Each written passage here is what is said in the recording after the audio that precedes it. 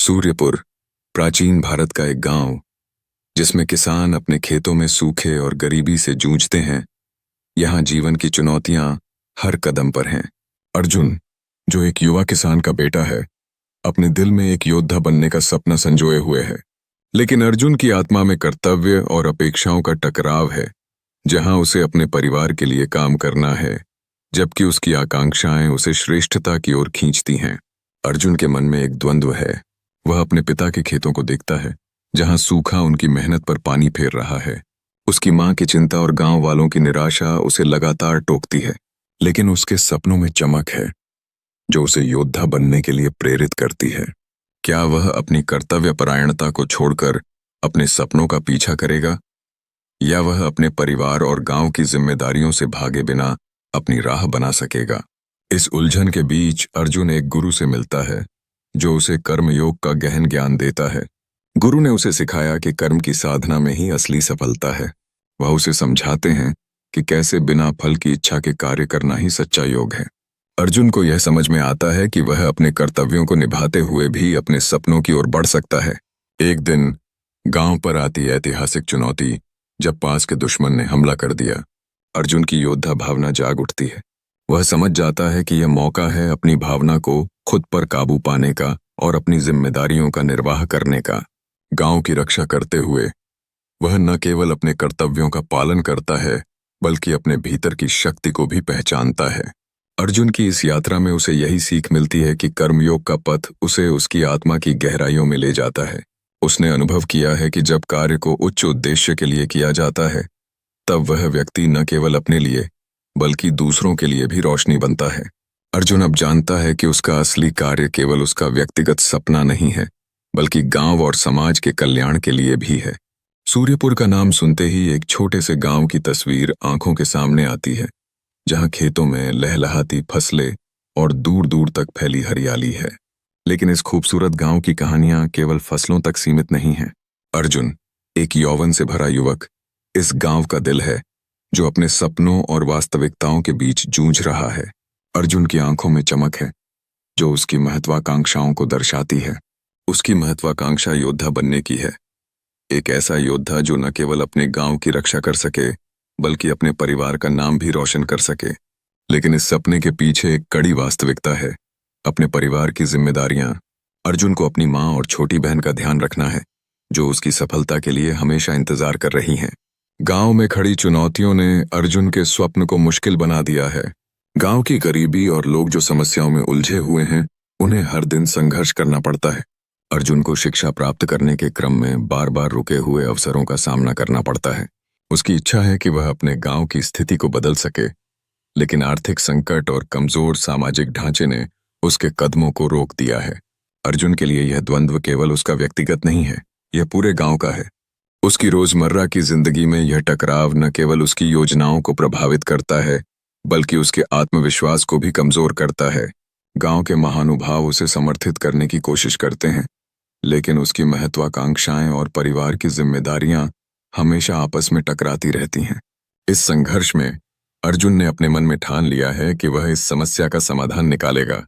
वह न केवल अपने सपने को पूरा करना चाहता है, बल्कि वह गांव के लिए एक आशा की किरण भी बनकर उभरना चाहता है। अर्जुन की यह यात्रा केवल उसके जीवन की नहीं, बल्कि उस पूरे गांव के लिए एक प्रेरणादायक राह है, जहां हर कोई अपनी अपनी महत्वाकांक्षाओं और संघर्षों के बीच संतुलन बनाने की कोशिश कर रहा है। एक छोटे से गांव में, जहां हरे भरे खेत लहराते थे, वहां अर्जुन अपने परिवार के साथ रहता था। लेकिन एक साल गांव में एक भयंकर तूफान आया, जिसने सारी फसलें बर्बाद कर दी। अर्जुन और उसके परिवार को अपनी रोजी रोटी के लिए संघर्ष करना पड़ा। जब वे अपने बदहाली के आलम में थे, तब अर्जुन ने अपने माता पिता से कहा, हमें कुछ करना होगा, हमें अपने जीवन को फिर से संवारना है। अर्जुन की निराशा उसे एक अद्भुत साधु की ओर खींच लाई। वह साधु, जो वेदों के झाता थे, ने अर्जुन को ध्यान से सुना और फिर उसके मन की बातों को समझा। उन्होंने कहा, बेटा, तुम्हारी समस्या केवल तुम्हारी फसल के बर्बाद होने में नहीं है, बल्कि तुम अपने कर्मों के फल का इंतजार कर रहे हो। कर्मयोग का मार्ग अपनाओ और तुम अपने जीवन को सहेज सकोगे। इस साधु ने अर्जुन को सिखाया कि कर्मयोग का अर्थ है बिना फल की चिंता किए केवल अपने कर्मों में जुटे रहना। उन्होंने कहा, जो भी करना उसे समर्पण के साथ करो, तुम्हारी मेहनत का फल तुम्हारे सामने आएगा। तो अर्जुन ने निर्णय लिया कि वह अपने गांव के अन्य किसानों के साथ मिलकर काम करेगा। उन्होंने मिलकर नई फसलें लगाने और खेती की नई तकनीकें अपनाने का संकल्प लिया। अर्जुन ने साधु की बातों को ध्यान में रखा और मेहनत के साथ काम किया। गांव के अन्य किसानों ने भी उसकी प्रेरणा से सक्रियता दिखाई। वे सब मिलकर मेहनत करने लगे और धीरे धीरे गांव में एक नया उजाला आया। फसलें हरी भरी होने लगीं और अर्जुन का परिवार भी पहले से बेहतर स्थिति में आ गया। समुदाय ने मिलकर न केवल अपनी फसलें दोबारा उगाईं, बल्कि एक दूसरे का सहारा बनकर जीवन में खुशियों के रंग भरे। अर्जुन ने समझ लिया कि कर्मयोग केवल काम का नाम नहीं, बल्कि यह जीवन को सही रूप से जीने का एक तरीका है। उसने अपने परिवार को भी सिखाया कि मेहनत और निस्वार्थ भावना से किए गए कार्य का फल निश्चित होता है। अर्जुन की कहानी ने गांव को एक नई राह दिखाई। अब गांव वाले केवल अपने भविष्य की चिंता नहीं करते थे, बल्कि एक दूसरे के साथ मिलकर काम करने में विश्वास करते थे। अर्जुन ने सिद्ध कर दिया कि सही सोच और कर्म का संगम ही सच्ची सफलता की कुंजी है। कर्मयोग की शिक्षा जीवन के गहन रहस्यों में से एक है, जो वेदों और विविध गुरु कहानियों के माध्यम से प्रकट होती है। इसमें मुख्य भूमिका अर्जुन की है, जो अपने अंतर्मन के द्वंद्वों से जूझते हैं। जब अर्जुन ने अपने सामने आने वाली चुनौतियों का सामना किया, तब उन्हें समझ आया कि कर्म करना ही असली धर्म है। बिना फल की इच्छा के कार्य करने का सिद्धांत उनके भीतर गहरी समझ पैदा करता है, जिससे वह अपनी कर्तव्यों को प्रभावी ढंग से निभाते हैं। अर्जुन का एक महत्वपूर्ण कार्य गांव में जल नहर का पुनर्निर्माण करना है। यह कार्य केवल शारीरिक कार्य नहीं है, यह समाज के प्रति उसकी जिम्मेदारी और समर्पण का प्रतीक है। वह नहर जिसे पहले से ही उपेक्षित किया गया था, अब अर्जुन के द्वारा सजगता से पुनर्निर्माण किया जा रहा था। पानी की धारा की तरह यह कार्य उसकी जीवन धारा को नया अर्थ देकर उसकी आत्मा को भी तृप्त करता है। जब अर्जुन नहर का पुनर्निर्माण करता है, तो वह अपने गांव और वहां के लोगों की खुशियों की परछाई को देखता है। वह समझता है कि उसके प्रयासों का फल केवल दूसरों के लिए है, न कि अपने लिए। कोई भी पुरस्कार या सम्मान उसकी भावनाओं में नहीं है। उसकी सामग्री केवल सेवा और समर्पण से भरपूर है। यह कार्य उसे कर्मयोग के गहरे अर्थ से जोड़ता है और वह महसूस करता है कि सच्चा यज्ञ उसी में है जब व्यक्ति निष्काम भाव से कार्य करे। धीरे धीरे अर्जुन को अपनी मेहनत का फल दिखने लगती है। गांव में लोगों का आभार और खुशी उसकी आत्मा को संतोष देती है। वह महसूस करता है कि जब एक व्यक्ति निस्वार्थ भाव से काम करता है, तो उसी समय उसके भीतर एक नया जीवन जन्म लेता है। अर्जुन समझता है कि कर्म करने से ही व्यक्ति अपने जीवन का सही अर्थ खोज सकता है। वह अपने कार्यों के माध्यम से यह सीखता है कि कर्म का असली फल न केवल समाज के लिए है, बल्कि खुद के आत्मिक विकास के लिए भी है। इस प्रकार अर्जुन की यात्रा कर्मयोग की वास्तविकता को साकार करती है। बिना फल की इच्छा के कार्य करने का यह मार्गदर्शन न केवल उसे, बल्कि सभी को प्रेरित करता है। कर्मयोग हमें सिखाता है कि असली खुशी और संतोष तब मिलता है जब हम अपने कर्तव्यों को निस्वार्थ भाव से निभाएं। गांव में एक युवा का नाम अर्जुन है, जो परीक्षा और विकास की कठिनाइयों से जूझ रहा है। ग्रामीणों का संदेह उसके हर कदम पर उसके साथ होता है और यह उसकी आत्मविश्वास को चुनौती देता है। वे उसकी क्षमताओं पर सवाल उठाते हैं और कहते हैं कि वह अपने सपनों को पाने के लिए योग्य नहीं है। यह संदेह उसके दिल में एक विशेष प्रकार की चिंता उत्पन्न करता है, जो उसे अपने लक्ष्य से भटका देता है। परंतु अर्जुन अपनी समस्याओं के बीच में आत्मसमर्पण की भावना नहीं खोता। उसकी मेहनत और त्याग उसे सही दिशा में आगे बढ़ाने के लिए प्रोत्साहित करते हैं। वह अपने व्यक्तित्व की खोई हुई चमक को फिर से पाने के लिए खुद को प्रेरित करता है। इस संघर्ष के दौरान उसे यह एहसास होता है कि असफलताएं ही असली शिक्षक होती हैं। हर बार जब एक दरवाजा बंद होता है, तो कोई और दरवाजा खुलता है। अर्जुन के सामने एक अन्य चुनौती आती है, व्यक्तिगत लाभ का प्रलोभन। भूख, गरीबी और सामाजिक दबाव उसे उन रास्तों को चुनने के लिए मजबूर करते हैं जो उसकी नैतिकता के खिलाफ होते हैं। लेकिन अर्जुन समझता है कि वास्तविक विकास उसमें है जब वह अपने सिद्धांतों के साथ खड़ा रहता है। वह एक नए दृष्टिकोण से चीजों को देखने की कोशिश करता है, जो उसे उसकी स्थिति से ऊपर उठाने में मदद करता है। उसकी यात्रा में संतुलन का महत्व स्पष्ट होता है। अर्जुन वैराग्य और प्रयास के बीच संतुलन बनाए रखता है। वह जानता है कि मेहनत करने से ही वह अपने लक्ष्यों को प्राप्त कर सकता है, लेकिन साथ ही में संतोष भी महत्वपूर्ण है। उसे समझ आता है कि वास्तविक विकास तभी संभव है जब वह अपने भीतर की शांति को भी बनाए रखता है। अर्जुन की कहानी हमें ये सिखाती है कि परीक्षा और विकास एक सतत प्रयास हैं। संदेह, व्यक्तिगत नुकसान और प्रलोभनों के बावजूद अपने लक्ष्य की ओर हमें निरंतर प्रयास करना चाहिए। अर्जुन की मेहनत और निरंतरता ही उसकी सफलता की कुंजी बनती है और यही हमें प्रेरित करती है कि हम अपने संघर्षों का सामना ब्रेवली करें। एक शांत गांव सूर्यपुर में अचानक तनाव का माहौल बन गया। पड़ोसी राज्य का शासक युद्ध की धमकी दे रहा था, जिसके कारण गांव के बाशिंदों में डर और चिंता फैल गई। अर्जुन, एक वीर योद्धा जो हमेशा से अपने गांव के लिए समर्पित रहा है, इस संकट के समय में साहस का प्रतीक बनकर उभरा। अर्जुन के भीतर युद्ध करने की इच्छा थी, लेकिन उसके गांव वालों की सुरक्षा उसके लिए सबसे महत्वपूर्ण थी। वह अपने हृदय में उठते द्वंद्व को महसूस कर रहा था। क्या उसे युद्ध भूमि पर जाना चाहिए या अपने गांव को सुरक्षित रखने के लिए रुकना चाहिए? यह निर्णय उसके कर्मयोग की परीक्षा थी। गांव के बुजुर्गों ने अर्जुन से सलाह मांगी। उन्होंने कहा कि यह समय केवल अकेले लड़ने का नहीं, बल्कि गांव की एकता और शक्ति को पहचानने का है। अर्जुन ने देखा कि उसके गांव वालों में साहस की कमी नहीं है, बल्कि जरूरत थी उन्हें एकजुट करने की। अर्जुन ने गांव की सुरक्षा के लिए एक योजना बनाई। उसने गांव के युवाओं को एकत्रित किया और उन्हें तटस्थ रहने का महत्व समझाया। उन्होंने समझाया कि यदि वे एक साथ खड़े होते हैं तो दुश्मन की शक्ति को न केवल वे नियंत्रित कर सकते हैं, बल्कि उन्हें बेअसर भी कर सकते हैं। युद्ध का तिथि नजदीक आ रहा था। हर सुबह अर्जुन गांव वालों के साथ अभ्यास करता और उन्हें हिम्मत दिलाता। साथ में उन्होंने एक दूसरे के साथ साहस दिखाया, अपने डर का सामना किया और एक दूसरे का सहारा बनने का संकल्प लिया। अर्जुन ने उन्हें यह विश्वास दिलाया कि असली योद्धा वह होते हैं जो अपनी धरती की रक्षा करते हैं। आखिरकार वह दिन आ गया जब दुश्मन का सामना करना था। अर्जुन और गांव वाले एकजुट होकर खड़े हुए। उनकी आंखों में साहस और आत्मविश्वास का चिंगारी थी। उन्होंने कर्मयोग के सिद्धांत को अपनाते हुए न केवल लड़ाई की, बल्कि उस अदम्य साहस का प्रदर्शन किया जो उनके अंदर था। इस तरह अर्जुन ने साबित किया कि वास्तविक शक्ति और वीरता केवल युद्ध में नहीं, बल्कि अपने लोगों की रक्षा करने, एकता दिखाने और एक सच्चे नागरिक होने में है। अंततः युद्ध जीतने की खुशी के साथ उन्होंने सीख ली कि हर लड़ाई को एक ही तरीके से नहीं लड़ा जा सकता। कर्मयोग हमेशा मार्गदर्शक होता है। अर्जुन हमारे लिए एक अद्वितीय उदाहरण प्रस्तुत करते हैं, जो न केवल एक महान योद्धा थे, बल्कि कर्मयोग के सिद्धांतों का पालन करते हुए अपने जीवन को एक अर्थपूर्ण दिशा में ले गए। उनका कार्य न केवल उन्हें व्यक्तिगत रूप से बलवान बनाता है, बल्कि उनके कर्मों का प्रभाव पूरे गांव में गूंजता है। अर्जुन का जीवन असाधारण उपलब्धियों से भरा है, जो दूसरों के लिए आदर्श बनता है। उनका पहला कदम था अपने कर्तव्यों को सही तरीके से निभाना। अर्जुन ने समझा कि हर व्यक्ति को अपनी भूमिका निभानी चाहिए, चाहे वह कोई भी परिस्थिति हो। युद्ध के मैदान में उन्होंने अपने गांव की रक्षा की, यह जानते हुए कि उनकी कार्रवाई का परिणाम सिर्फ उन्हें ही नहीं, बल्कि उनके परिवार और दोस्तों को भी प्रभावित करेगा। इससे प्रेरित होकर गांव के लोग भी अपनी जिम्मेदारियों को समझने लगे और अपने कार्यों में अधिक सक्रियता दिखाने लगे। अर्जुन का दूसरा गुण था उनकी निस्वार्थता।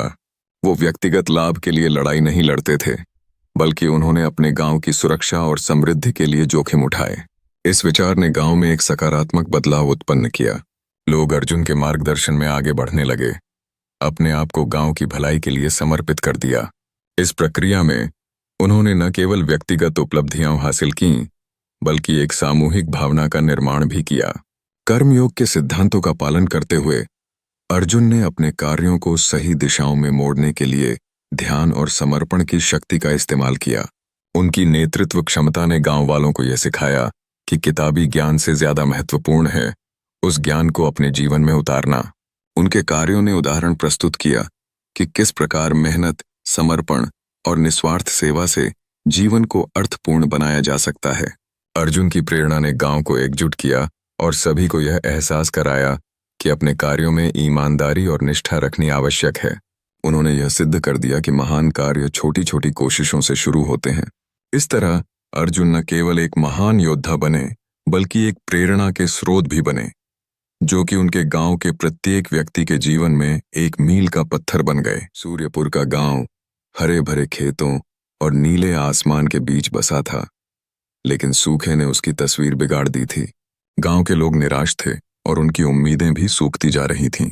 अर्जुन, जो एक साधारण किसान का बेटा था, इस कठिन दौर में अपने सपनों के पीछे दौड़ता रहा।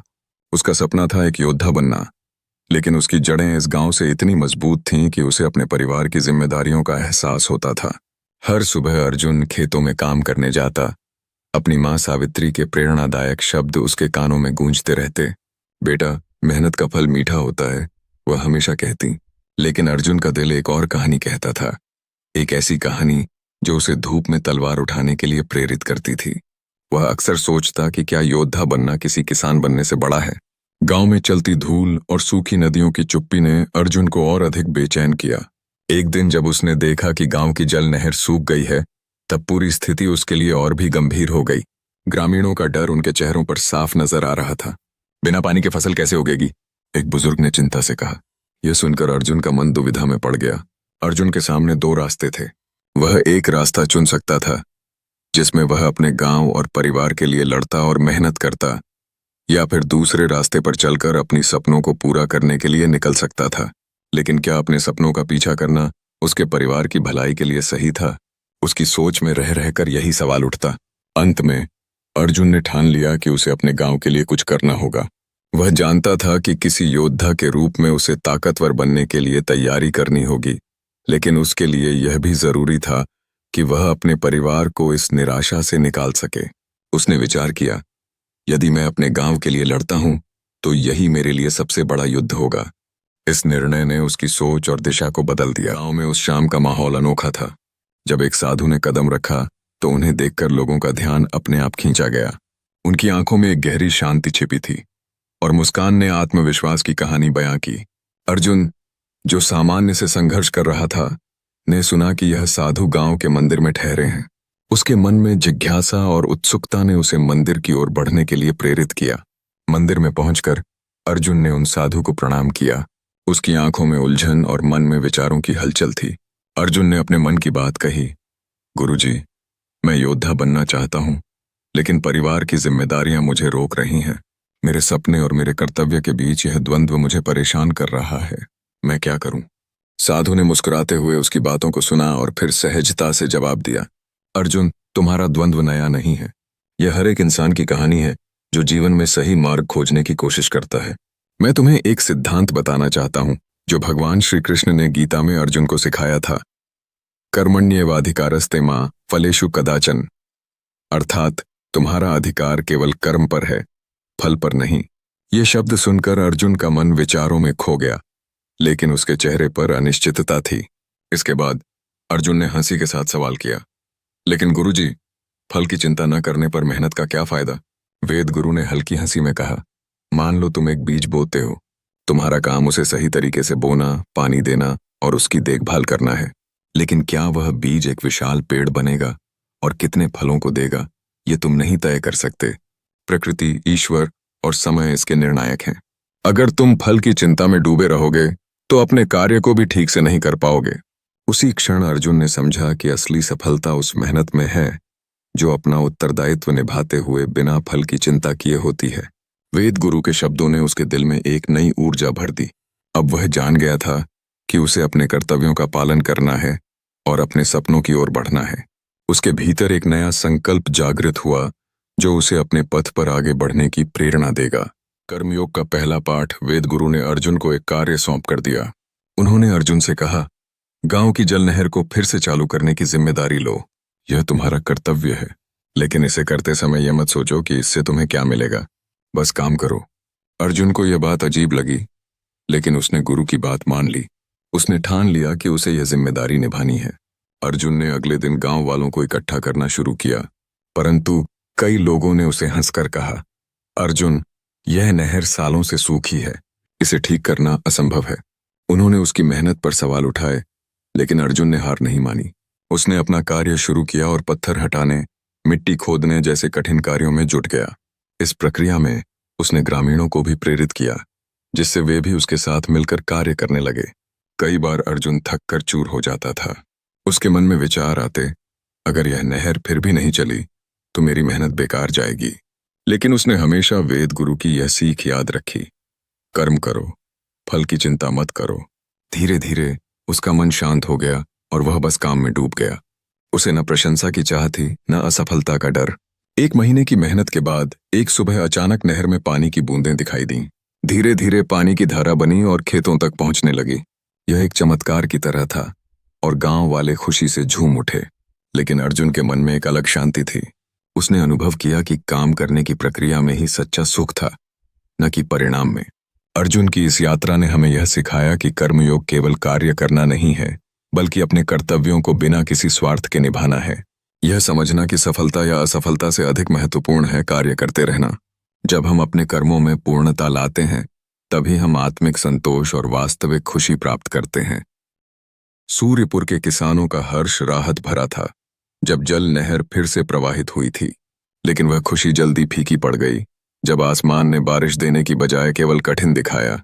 अर्जुन की निराशा इस बात से और बढ़ गई कि उसने दिन रात मेहनत की थी, ग्रामीणों का मनोबल बढ़ाया और एकता का सुंदर उदाहरण पेश किया।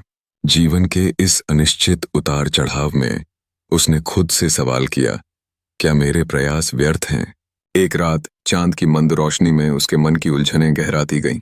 वह वेद गुरु के पास पहुंचा। उसकी आंखों में खिन्नता और गुस्सा स्पष्ट था। उसने कहा, गुरुजी, आपने कहा था कि कर्म करो, फल की चिंता मत करो। मैंने नहर बनाई, ग्रामवासियों को प्रेरित किया, लेकिन अब भी बारिश नहीं हुई।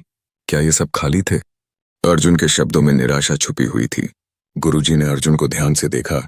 उन्होंने कहा, तुम्हारा गुस्सा समझ में आता है, लेकिन कर्म योग का अर्थ है कि तुम अपने कर्म पर समर्पित रहो, भले ही परिणाम साधारण न आए। तुम्हारी मेहनत बेकार नहीं जाएगी। एक कहानी सुनो, उन्होंने कहा। गुरुजी ने बताना शुरू किया। एक बार एक किसान ने अपने खेत में बीज बोए। उसने हर दिन उसे पानी दिया। उसे खतरा महसूस हुआ, लेकिन बारिश ने फिर भी नहीं आई। वर्षों बाद जब किसान ने हिम्मत नहीं हारी और मेहनत जारी रखी, तब वहां हरियाली छा गई। उसका धैर्य और विश्वास ही उसकी जीत का कारण बना। अर्जुन ने गुरुजी की बातों को ध्यान से सुना। वह समझने लगा कि कर्म का फल तय नहीं है, लेकिन उस फल के लिए उसकी मेहनत का वही मूल्य है। उसने महसूस किया कि उसे अपने प्रयासों पर विश्वास करना होगा और यही कर्मयोग का असली मार्ग है। उस रात अर्जुन लौटते हुए एक नई ताकत का अनुभव कर रहा था। उसने तय किया कि वह फिर से प्रयास करेगा और अपने गांव वालों को प्रेरित करेगा, चाहे परिणाम कुछ भी हो। सूर्यपुर की धरती से वह सीखते हुए उसने कर्मयोग का अर्थ समझा। यह सिर्फ कार्य करने का नाम नहीं, बल्कि विश्वास और प्रयास का एक संपूर्ण पथ है।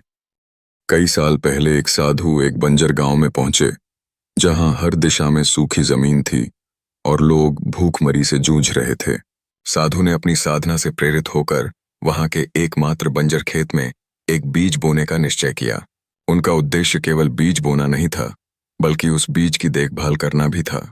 उन्होंने दिन रात उस भूमि के साथ संवाद किया, पानी दिया, खरपतवार हटाया और मिट्टी को उपजाऊ बनाने के लिए लगातार प्रयास करते रहे।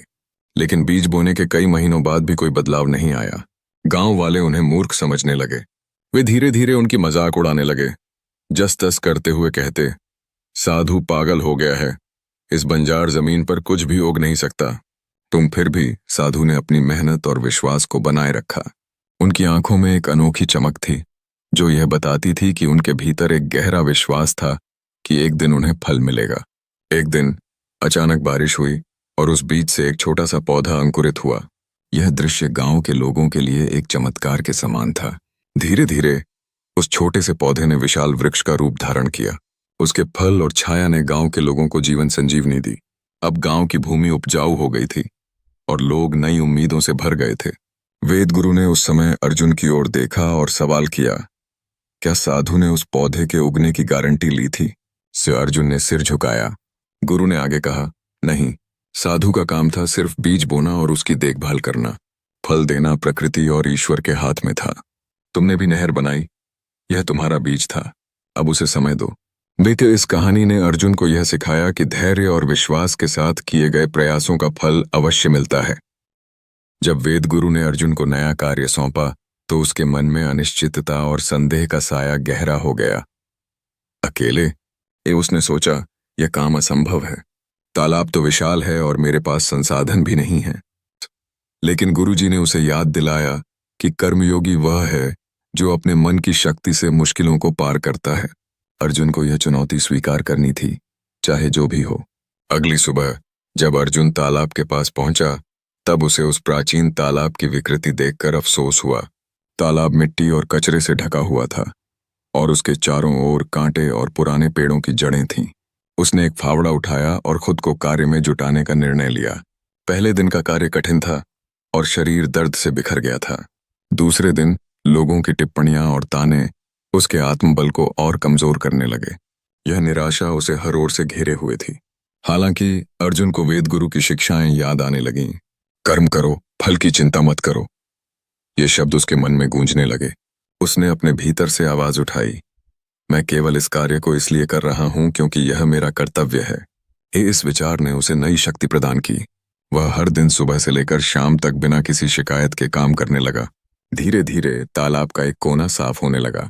जब अर्जुन ने देखा कि मिट्टी के नीचे एक छोटा सा झरना छिपा हुआ था जो ताजा पानी से बहने लगा था, तो उसकी प्रेरणा और भी बढ़ गई। इससे उसे एहसास हुआ कि मेहनत और लगन से किए गए कार्य फलित होते हैं। उसकी परसिवियरेंस ने न केवल तालाब को नया जीवन दिया, बल्कि अर्जुन को भी यह सिखाया कि असंभव को संभव बनाने की शक्ति उसके भीतर है। यह कर्मयोग का असली स्वरूप था और इसने अजनबियों के दिलों में विश्वास का दीप जलाया। जब हम अपने कर्तव्यों पर ध्यान देते हैं और निस्वार्थ भाव से काम करते हैं, तो सच्चे अर्थ में सफलता हमारे कदम चूमती है। गांव का माहौल धीरे धीरे बदलाव की ओर बढ़ रहा था। जिस तालाब को पहले हर कोई अनदेखा करता था, अब उसकी कहानी बदल रही थी। अर्जुन की मेहनत से तालाब साफ हो चुका था और उसमें पानी आने लगा था, जो गांव के लिए उम्मीद का एक नया संकेत था। बच्चे तालाब के किनारे खेल रहे थे। उनकी आंखों में उत्साह और अचरज था। एक बच्चे ने दौड़ते हुए अपनी खुशी अपने पिता तक पहुंचाई, जैसे उसने किसी अद्भुत खजाने की खोज की हो। गांव वाले अब अर्जुन की मेहनत को देख रहे थे और उनका नजरिया भी धीरे धीरे उस पर बदलने लगा। वे समझने लगे थे कि अर्जुन ने जो किया वह केवल अपने लिए नहीं बल्कि पूरे गांव और उसकी आने वाली पीढ़ियों के लिए किया था। पहले जो लोग उसे तिरस्कार की नजर से देखते थे, अब उसकी सराहना कर रहे थे। लोग एक दूसरे से बताते, देखो अर्जुन ने तालाब में पानी कैसे ला दिया। यह एक नई सोच का संकेत था जो पूरे गांव में फैलने लगा। मंगलाबाई, जो गांव की एक बुजुर्ग महिला थी, ने अर्जुन को अपनी बातों से प्रेरित किया। उसने कहा, बेटा, हमने तुम पर शक किया, लेकिन तुमने हमें गलत साबित कर दिया। इस तरह की बातें सुनकर अर्जुन ने केवल मुस्कुराते हुए जवाब दिया, मैंने यह काम आपकी प्रशंसा के लिए नहीं किया। मैंने इसे इसलिए किया क्योंकि यह मेरा कर्तव्य था। यह सुनकर मंगलाबाई की आंखें नम हो गईं, जैसे उसकी आत्मा ने अर्जुन की मेहनत की सच्चाई को स्वीकार कर लिया हो। उसने कहा, तुम सचमुच श्री कृष्ण के उपदेश को जी रहे हो। जो अर्जुन ने शुरू किया, उसने न केवल खुद में बल्कि पूरे गांव में बदलाव की एक लहर पैदा की। उसके कार्य ने गांव वालों को यह सिखाया कि कुछ भी असंभव नहीं है, जब तक कि आप अपने कार्य के प्रति ईमानदार और समर्पित रहें। गांव का अब जो हाल था, वह अर्जुन के साहस और दृढ़ता का प्रतीक बन चुका था। इस तरह अर्जुन की जिंदगी ने गांव में नए दृष्टिकोण का संचार किया, जहां सभी एक दूसरे की सहायता करने के लिए तैयार थे। यह परिवर्तन न केवल तालाब की वजह से बल्कि पूरे गांव के लिए एक नई शुरुआत हुआ। अर्जुन ने अपने कार्य से यह साबित कर दिया कि एक व्यक्ति की मेहनत एक पूरे समुदाय को बदल सकती है। अब तालाब केवल पानी का स्रोत नहीं रह गया था, बल्कि यह एक ऐसा स्थान बन गया था जहां से इंसानियत और सहयोग की एक नई धारा बहने लगी थी। एक रात का दृश्य, जब तालाब की सतह चांदनी रात में चमक रही थी। अर्जुन, एक साधारण युवा, अपने भीतर के संदेहों को लिए हुए वेद गुरु के पास पहुंचा। तालाब, जो अब साफ और स्वच्छ था, उसके प्रयासों का प्रतीक था, लेकिन उसके मन में एक चिंता थी, सूखे की पुनरावृत्ति का डर। उसने अपने गुरु से कहा, गुरुजी, मैंने तालाब साफ कर दिया, लेकिन मुझे अब भी डर है कि अगर सूखा फिर से लौट आया तो यह सब व्यर्थ हो जाएगा। वेद गुरु ने उसे शांत स्वर में उत्तर दिया, अर्जुन, यह सोच तुम्हारे कर्म का हिस्सा नहीं है। तुमने जो किया वह तुम्हारा कर्म है और उसे करने में जो संतोष मिला वही सबसे महत्वपूर्ण है। सूखा या कोई अन्य बाधा यह तुम्हारे नियंत्रण में नहीं है, इसलिए आगे की चिंता मत करो। ये उन्होंने अर्जुन को बताया कि कर्मयोग का दूसरा पाठ संतुलन है। गुरु ने समझाया, कर्मयोग का असली अर्थ यह है कि हमें सुख और दुख दोनों स्थितियों में समानता बनाए रखनी चाहिए। जब तुम सुख का अनुभव करते हो तो अहंकार में मत गरमाओ, और जब तुम्हें दुख का सामना करना पड़े तब निराश न हो। जीवन की अनिश्चितता में यही संतुलन तुम्हें सच्ची शांति देगा। अर्जुन ने अपने मन को एकाग्र किया और गुरु की बातों का आश्रय लिया। गुरु की शिक्षाएं जैसे जल की लहरों में घुल गईं। अर्जुन ने सुख दुख को एक ही दृष्टिकोण से देखने का संकल्प लिया। उन्होंने समर्पण किया कि वे अपने कर्म को करते रहेंगे, बिना किसी परिणाम की चिंता किए। यही कर्मयोग का संदेश है। जो भी आए उसका स्वागत करना चाहिए, क्योंकि यह जीवन का अभिन्न हिस्सा है। तालाब की शांति ने अर्जुन को एक नई दृष्टि दी। उसने महसूस किया कि जो भी परिस्थिति आए वह केवल एक अनुभव है। यदि वह अपने कर्म पर ध्यान केंद्रित करेगा तो न केवल उसे संतुलन मिलेगा, बल्कि जिज्ञासा और सीखने की प्रक्रिया में भी उसका उल्लेखनीय विकास होगा। इसी ज्ञान के साथ अर्जुन ने अपने कार्य को जारी रखा। संतुलन कर्म का सच्चा सार है। कहानी का यह हिस्सा अर्जुन की साहसिक यात्रा का एक और महत्वपूर्ण मोड़ है। आंतरिक और बाहरी चुनौतियों का सामना करते हुए अर्जुन अपने भीतर के योद्धा को जगाता है। उसकी आंतरिक लड़ाई सिर्फ बाहरी दुश्मनों से नहीं है, बल्कि अपने ही संदेह और भय से भी है। इसी संघर्ष में वह अपने अस्तित्व का अर्थ समझने की कोशिश करता है। जैसे कि एक चिड़िया अपने पंख फैलाकर उड़ने के क्रम में अपने डर को पराजित करती है।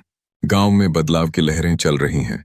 शुरुआत में ग्रामीणों ने अर्जुन की क्षमता पर संदेह किया था, लेकिन अब उनके चेहरे की चमक और आंखों में विश्वास दिखाई देने लगा है।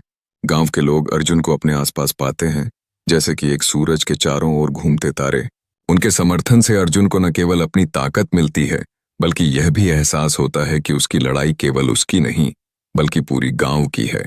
कर्मयोग का गहरा पाठ अर्जुन के लिए एक मार्गदर्शक प्रकाश की तरह है।